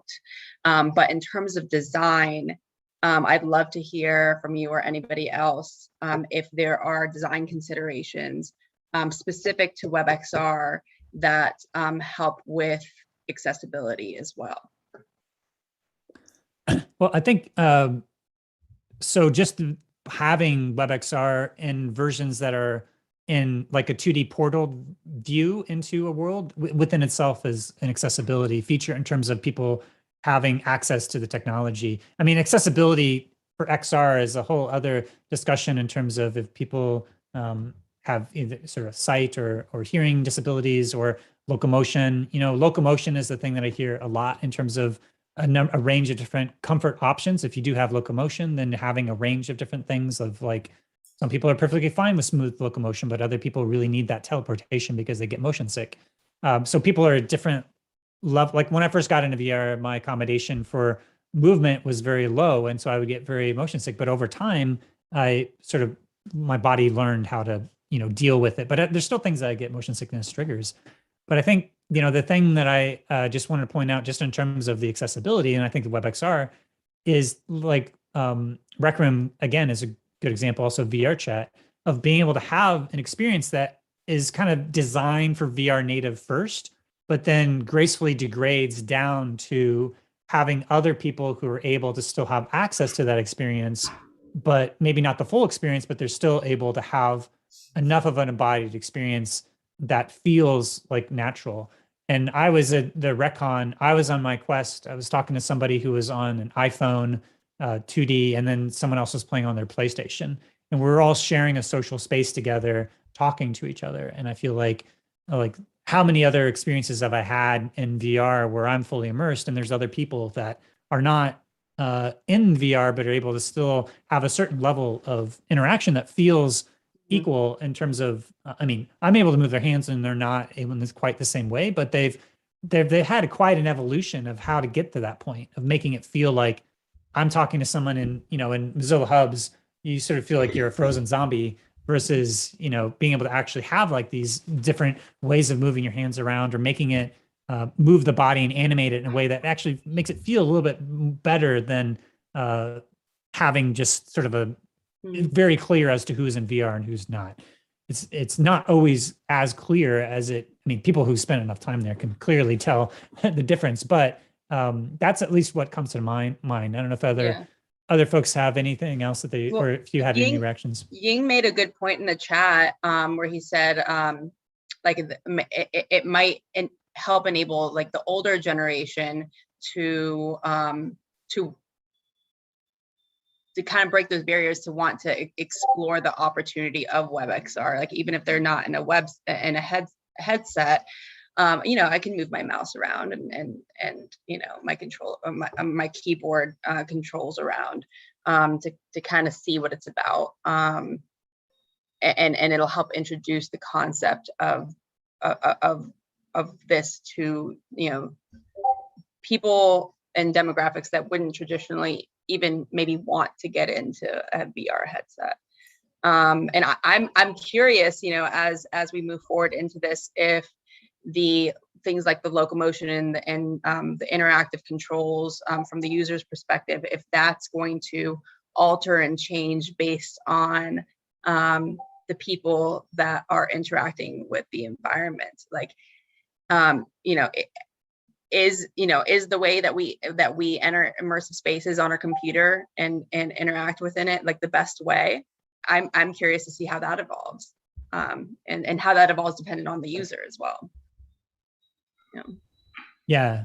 It's still developing and evolving, and so we'll see. But I think what I see is that what we're seeing in the Unity Unreal Engine, that a lot of the use cases and interaction patterns and what the design for how to do, navigate worlds and stuff, that's happening already in, say, VR Chat and Neck Room, to be able to have like this sort of user interaction for the metaverse. But in terms of how that continues to evolve, as we get more people who are not as familiar with, say, those gaming controls, then it's going to need to have, ways that user interactions are translated. And we're still at the very beginning.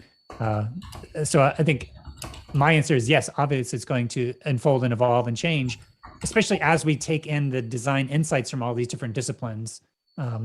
Human-computer interaction, user interaction for web design and ergonomic design, industrial design, and architecture and game design and narrative design. And, as we start to blend all these design disciplines, then the experiential design at large for XR is going to be a unique fusion of all those things. And we're still at the very beginning of that long journey.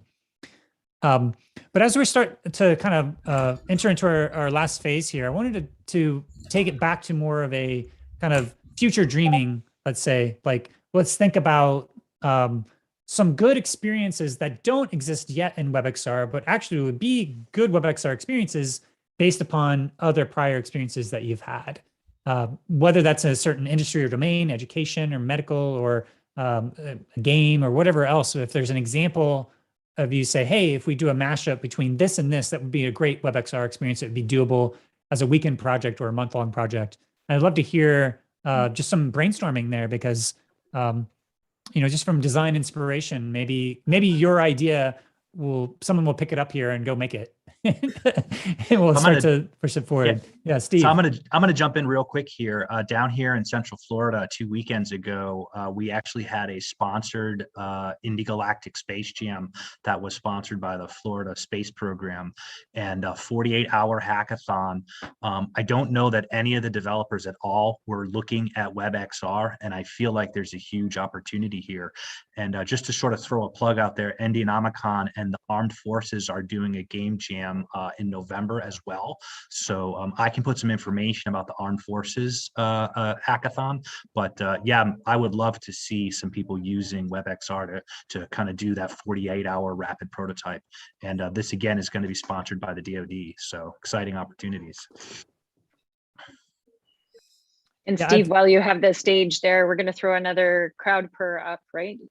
Just to ask another poll question. So Kent, while you're going through the next part of the conversation, we're going to throw up in the comment section a link to our next poll. Thank you. Yeah, just to follow on to that, I've noticed that so Unreal Engine and Unity Engine don't have backwards compatibility. You kind of have to, like, once you make it, you have to keep it updated.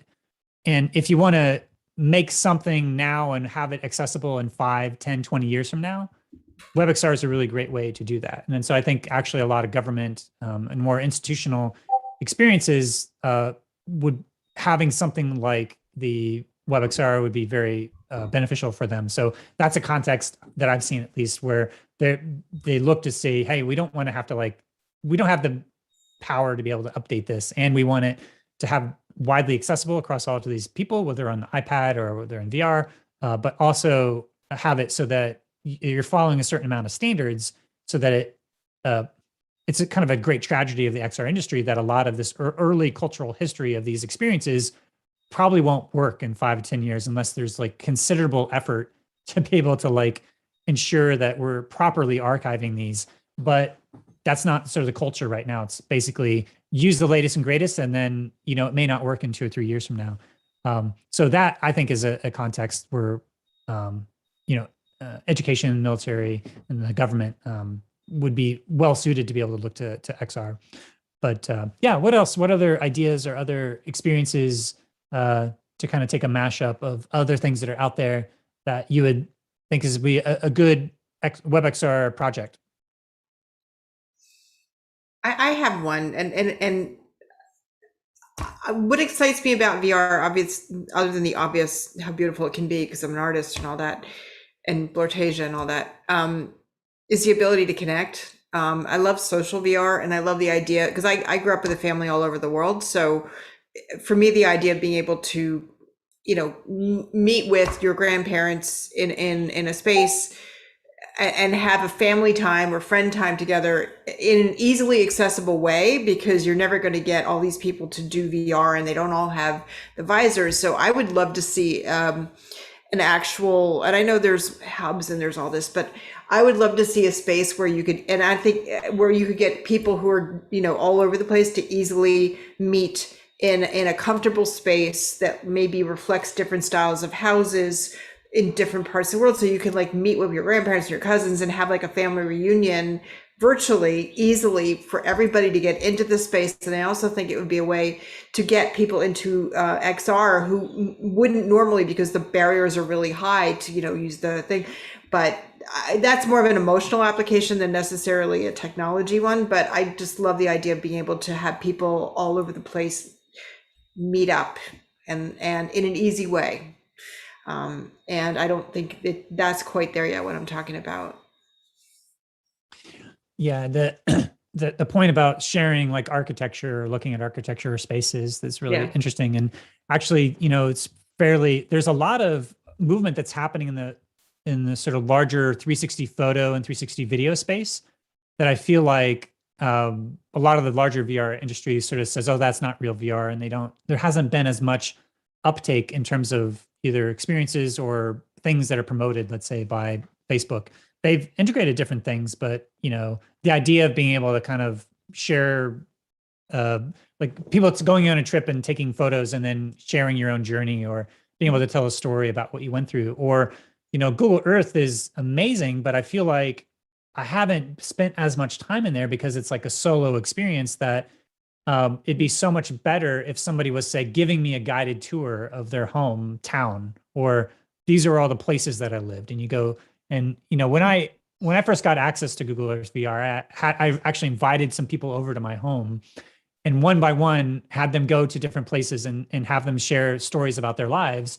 And it was such a powerful experience. But yet, because Google Earth VR doesn't have social way, that they don't have anything that's built in for social VR, we haven't seen as much of that. But I'd love to see more of that, like blending of social VR. Maybe it's using something like Mapbox or other tools that are out there to kind of pull in different aspects, but to kind of put a social layer onto mapping, I think is a huge opportunity for WebXR that I'd love. There's so many different applications that I could think of what would be interesting. And of course, that's going to move into AR and augmented reality. And so kind of thinking about how the WebXR interaction between mapping and social VR could then sort of get translated into location-based augmented reality experiences. I think it's a good opportunity to use VR to start to think of different experiences that would be compelling.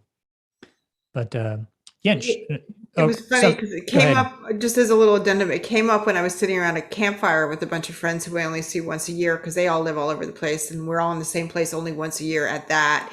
And I said, wouldn't this be really cool if we could do this virtually, right?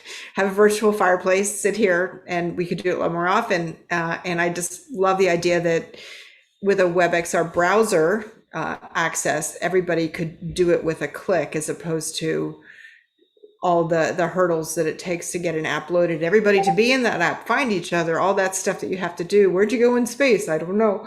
And I that's kind of where that comment came from. So that was some background on that anyway. Awesome. Thank you for that. And Keith, in the comments, he says, Wonder has a multiplayer, but I haven't tried it yet. I haven't tried it yet either. Is that 360 photos, or is it actually, my impression was that it was like the Street View type of stuff, but is that what it is? You go look at Street View together? Yeah, it's Street View, but projected all around you. Okay. I know that there was also Vroom had created like a, you're bicycling through and it's sort of more of an exercise thing, and you're able to, I was sort of exploring through a place and someone just joined in. And so we sort of had the social interactions there. But yeah, the sort of navigating through photospheres kind of conceit, I think, is a pretty straightforward thing that's possible today. Jens, you had your hand raised. You want to? Well, yeah, just on the point that Linda was saying about the social experiences, I think that there is this perception, and I think that one of the big pushes for WebXR, the fact that it is networked by design, is that making it social is a really powerful thing that we will want to exploit in the future. It will be a thing that WebXR can do that the other things will struggle at doing. So one of the things I've discovered recently in terms of building stuff for social WebXR is how, because we don't really have our avatars in VR in WebXR are quite passive, that really social VR is more like audio chat. The thing that carries forward, it's like an extension of audio chat. It's an audio chat with avatars as opposed to video chat. because you don't have your face, you don't have your hands, broadly so your expression is missing. And so in terms of designing social VR spaces, the challenge of body language is unsolved. It's unsolved. So when we are talking about solving, making VR social, we're designing much closer to the way that we solve voice conferences rather than video conferences. Until we have video, until we can read our faces and our bodies into the VR space, social VR will be an extension of audio chat rather than an extension of video chat. And it was just a thing I noticed in trying to design social experiences. That's all. Nice. And Dan in the comments has an experience that he wants to have, which sounds like going into a bar. Maybe Dan, if you want to elaborate on that or to describe what this experience is that you'd like to see in WebXR. Yeah, sure. It's just a wonderful daydream that I have that I'm sitting at a bar and I'm missing the rest of the Janus XR crew, and I could just hold the phone in front of me and see a tiny world sitting there on the bar right next to my beer, and people look up and wave. I think that would just be a really novel thing, because when we approach these things, we all assume that it's going to be an analog of the real world, and the beauty of XR is that you can change the scale at will. We used to play hide and seek with people that had tiny avatars, so you're running around the whole web space looking for them. So it's a novel thing to play around with. That's just what I wanted to share. Yeah, I know that in the reminds me of the sort of augmented reality hologram proof of concept videos that like Facebook has shown at some of their last conferences, where you're at a restaurant, you're sitting at a table, and somebody else is a hologram sitting across from you. And what would that look like if both people were like sitting at different restaurants from around the world, and they're both eating, but they're talking to each other? It's sort of an extension from what you see of people walking down the street with their AirPods in and they're speaking out into the air. We've sort of got that normalized, where that was really, really weird like 10 to 15 years ago, but now we're kind of used to it. So it seems kind of weird to kind of go to a restaurant and eat by yourself, but I imagine that in the next 5 to 10 years, that has the potential to also be normalized, as well as people kind of sitting across from a hologram that you can't see from the outside, but they can see all that. So, yeah, other experiences that you want to have, or things that I'll share one briefly for me, which is that data visualization is something that we haven't seen as much within the context of Unity or Unreal Engine. It's not really built. These engines are not really built for that. You don't see that as much in gaming. So you see a lot more breadth and depth of different type of stuff like the 3GS and generative art. So I would love to see more just generative art, or art that goes above and beyond like the 3D model based, and more is like, say, sort of more from the demo scene, and kind of blending in the aesthetic and also the tools from the demo scene into WebXR. And there's amazing stuff that you could do. That's there's a Treehouse in the Shade is a VR chat world that goes and shows lots of different amazing shaders. But something like that's completely possible within WebXR. And I would just love to see more data visualization. And one of the things that I want to do at some point is to build a Voices of VR experience that's sort of like a memory palace of this whole archive of different experiences that I've had of audio. But what would it mean for people to go in to have a WebXR experience, to give them a mapping of the landscape that then they could maybe discover different podcasts and then go listen to it offline? So to kind of think of it as like when you go into a bookstore and you just happen to find a book that you saw it within the spatial context of that bookstore and it was featured, or you run into it and maybe you went in there looking for something and there's something next to it that you found. I think that type of idea of going into a library or going into a bookstore and kind of like happening upon something that is just the right thing that you need at that moment, that then maybe you take that and go offline. Because I'm right now, I'm not as convinced that listening to a podcast is better in WebXR, but maybe finding the right podcast to listen to would be a better experience for that discovery, for you to be able to help find that. And so creating a larger spatial context to kind of house the archive of 1,600 interviews that I've done over the last 7 years, I think is my kind of dream project. That if there's other people out there that want to help start to think about that and make that, that's something that I'm very actually interested in terms of what's that look like as a podcast creator? How does WebXR help me do stuff that other creators aren't doing or haven't thought of doing because we have this new medium to start to think about and thinking about translating existing websites like the Wikipedia of WebXR. What's it mean to take an encyclopedia and translate Wikipedia or something that's user generated but still has a level of knowledge transfer? How do you do knowledge transfer in spatial design in a way that scales to the scale of Wikipedia? I think that is a design conceit that so content management systems within WebXR, as well as like sort of knowledge management, stuff like you go and get information or knowledge, and how's that knowledge transmitted in a way that is a better experience within WebXR? Because right now it's not. It's better to do it on your phone or it's better to do it on your computer. But what aspects of those experiences would be better if they were in WebXR? And is there anything that could do that? I love the idea of navigation actually being, instead of, you click, you go there, you click, you're there. It's actually like you're walking through it and you have different paths in front of you that you can take depending on your interests and different, right? That's a different kind of UX. It's actually spatial versus just clicking and then takes you to something else. It's all very linear jumping.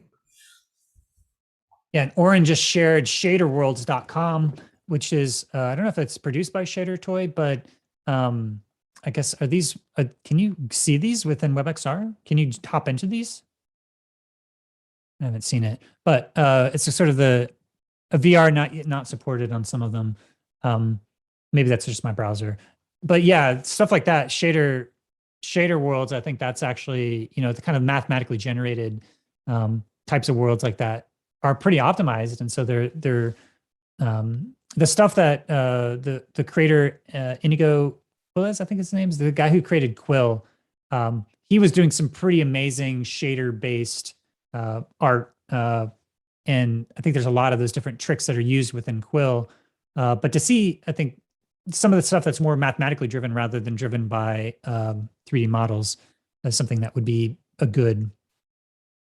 Elijah, you said that you've been thinking about information architecture. Yeah, similar to my experience with the games and different experiences and things like that, I noticed that a lot of people tend to have kind of different ways of viewing and navigating space. So in these, like kind of what you all mentioned before, I think somebody mentioned how, when people first put on the headset, they kind of just stop and like don't really realize that they can move around the space, right? And something that kind of engages somebody to move is realizing that you can interact. So with that same point of interaction, it's like, how do you make something obviously interactive, right? How do you make it so that as soon as you look at something, you know that you can go up there and use it and interact with it and move it around?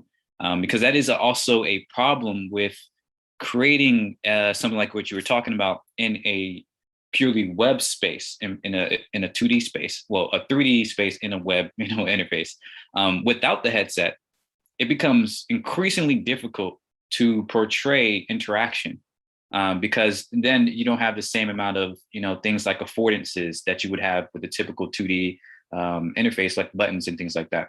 So there's a lot I can talk about with that, but I do think it is a sort of trade-off and trying to figure out how to build that 3D space so that there's new interactions and new ways of using it.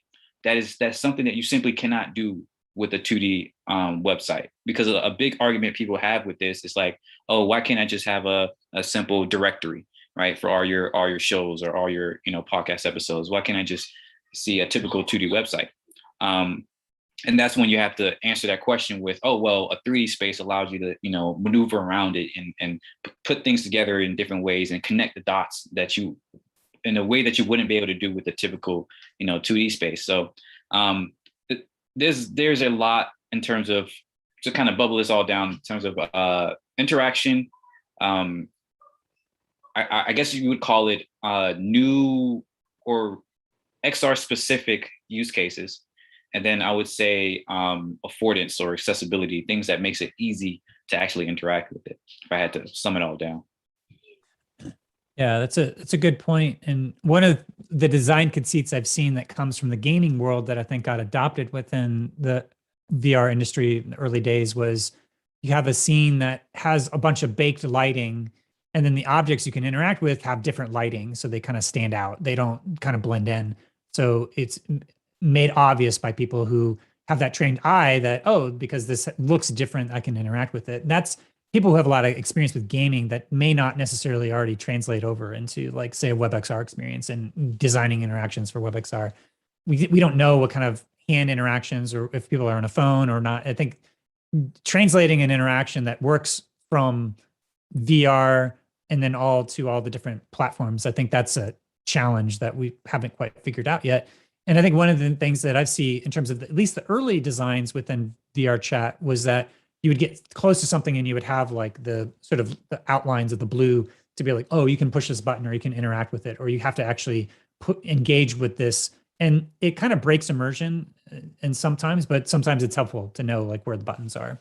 So there's different trade-offs there in terms of that. And yeah, but I think this is probably generally like taking something that's like 3D, like the web design world and game design are completely two different like philosophies for how you design interactions.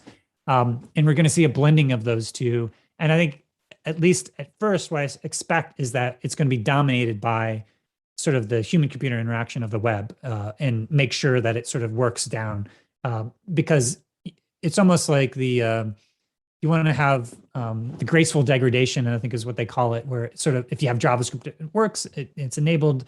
But then in some ways, it's almost like in order to really design super compelling embodied immersive experiences, you have to do VR first, and then you design it to work then. And then you figure out, okay, how do I recreate this? And maybe that changes some of the different aspects of the design, and maybe you have to compromise a certain stuff, but then you may have designed it in a way that as the more and more people get VR, it's sort of built for the future. But I think most part, I'm going to see a lot of like 2D menus and sort of an explosion of the existing conceits from the web kind of one-to-one ported over without really thinking about what would be best to do this VR native. So I think we're in this kind of weird hybrid phase, at least for now, where maybe leaning more towards the web design first, but eventually we'll get into the more game design elements.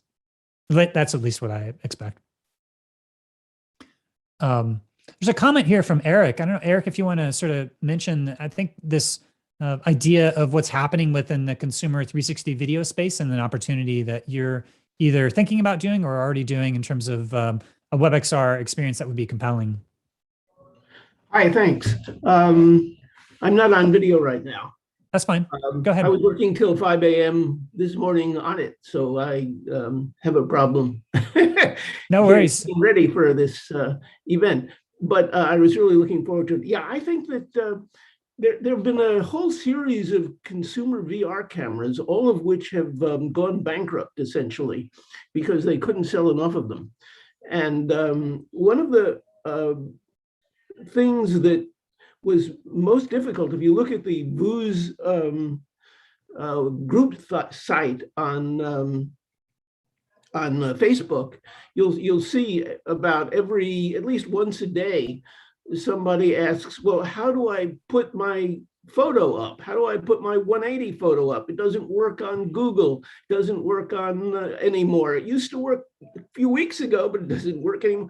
So one of the things that I think is really important is consumer video. Is consumer video the ability to have a Kodak camera, like the ones that made Kodak rich a long time ago.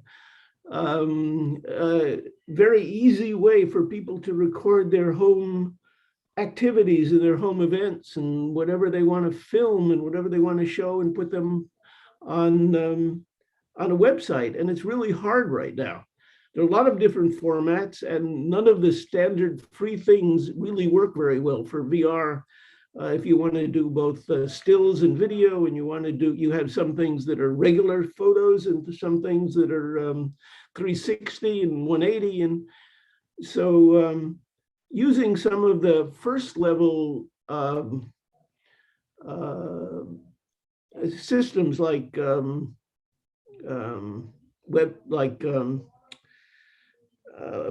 Babylon and others, A-Frame and so on. I've put together a site that basically can handle every kind of VR media and regular media too.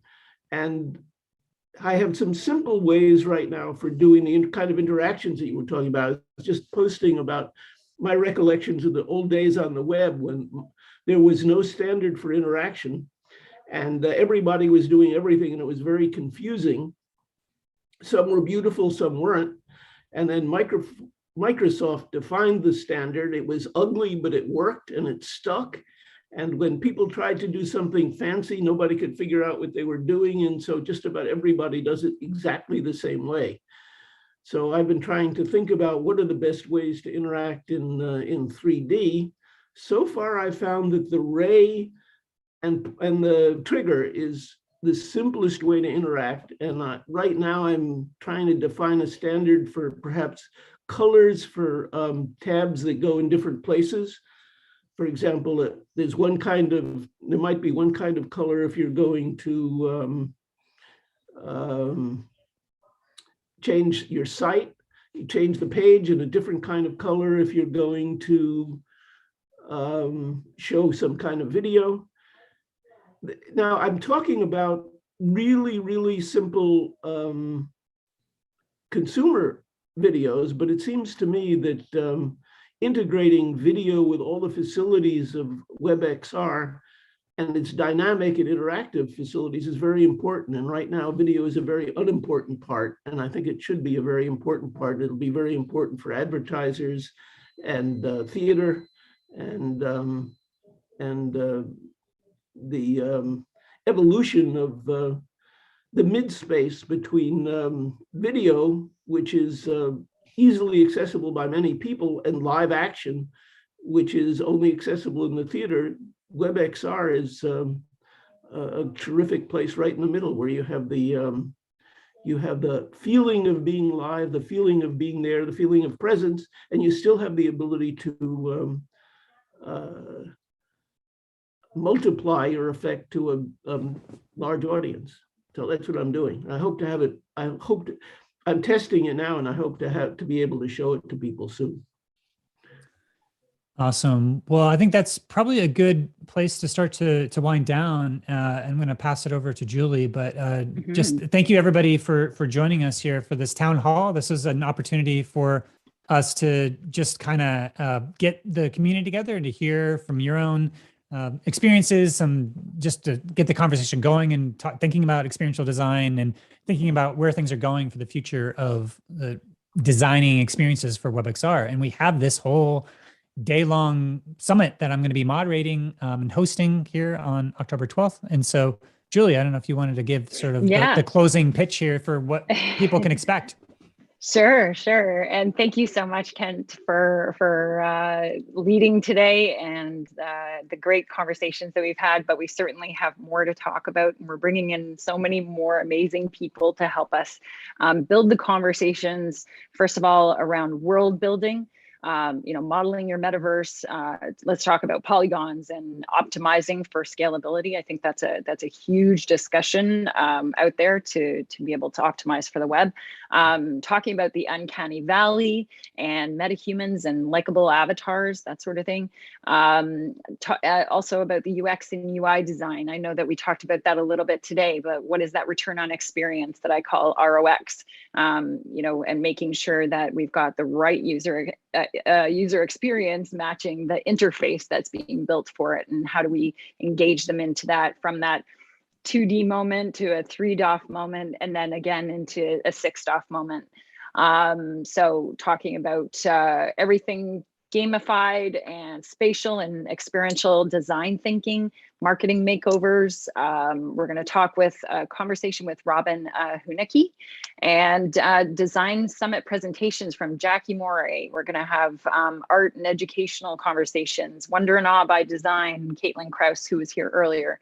So many things. And I think Sophia's going to be doing future panels. We got conversations with Doug North. You guys can see the amount of names that'll be contributing that day to these conversations to help us all learn to share their knowledge. And at the bottom there is the registration link. And I think somebody's going to drop it in the chat for all of you to make sure that you're going to join us on Tuesday, October 12th.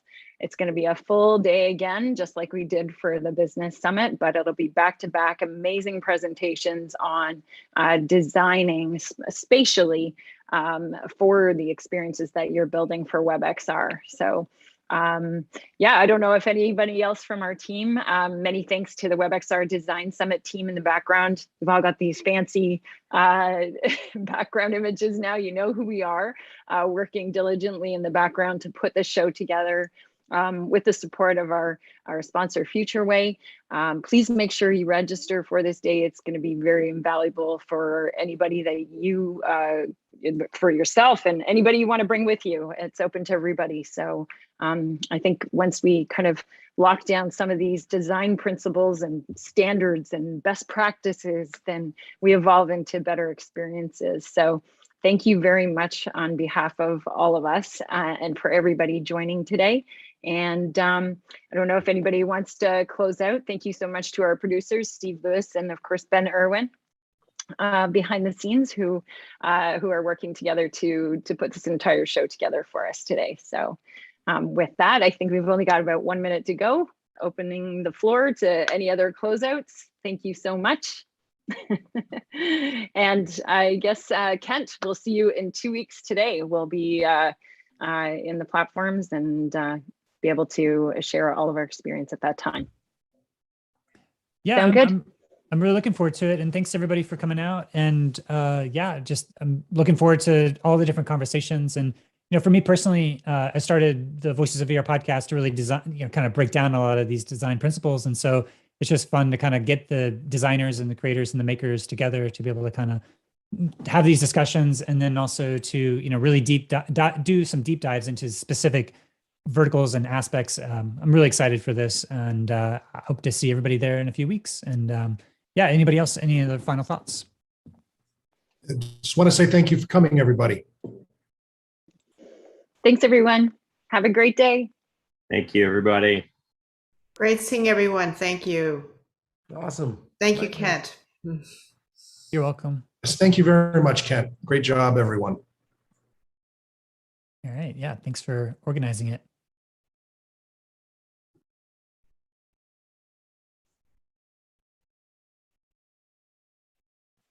I would love to make sure that we grab this chat before we ended the session. Lots of good stuff in there. Yeah, Awesome. Ben just needs to hit stop recording and then it starts to download. Awesome. Cool. Great job, gang. Thank you all very much. Thank you to all of our guests that are still with us as well. Thank you, Kent. You're welcome. That was fun. Good. We need some fancy music, Ben. Where's our theme song? Yeah, right. Close out music. Yeah, we don't have a theme song yet. We definitely need it. Actually, we do, and I'm just gonna. That's a good call, Steve. I'm gonna load that up. We need that. We've got it in how many different genres of music? Your composer has done like. Well, that's so the Polly's theme we have in just everything. We only have one summit theme, so let's. Okay. All right. All right.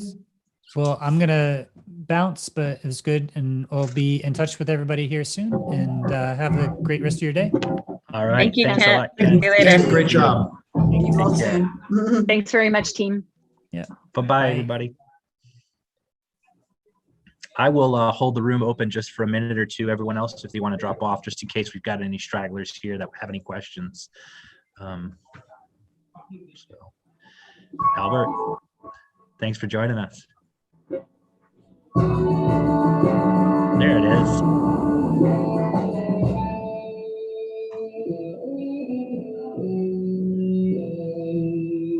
That's it, Ben. Recording stop.